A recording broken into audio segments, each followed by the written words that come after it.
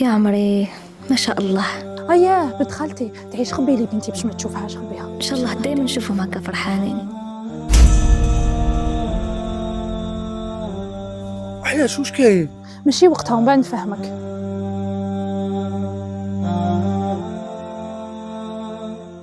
هاوه انا اليوم تجي نحط لها السعدها في يدها، انا قلبي راح يحبس، راح نترتق، ما عرفتش كيفاه ندير.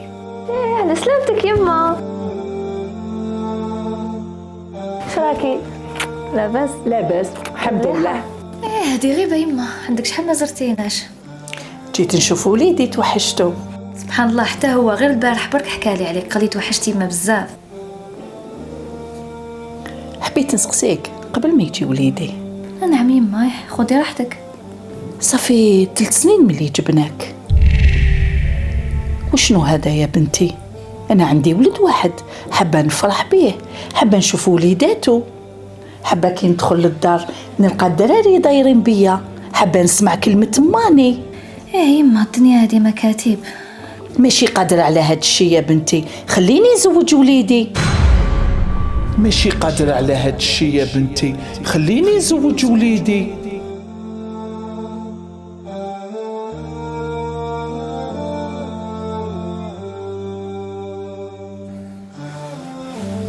واش خو عيط ليه؟ عيط لك باش نفرحك، قول والله. ربي يرزقني بتوام. اوه الحمد لله الحمد لله، والله شوف غير فرحت لك، والله غير فرحت لك من قلبي.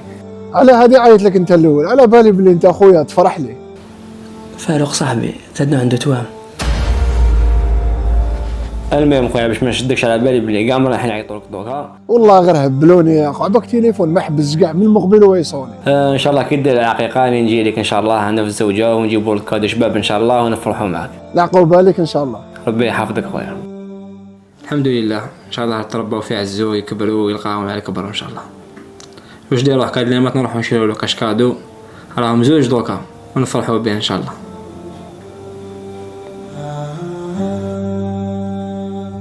واش بيك غير الخير؟ والو برك تمنيت ربي يرزقنا مزيود ونفرحك ونفرحوا كامل.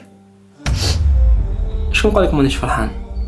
مادام لقيت فيك الزوجه والام والبنت.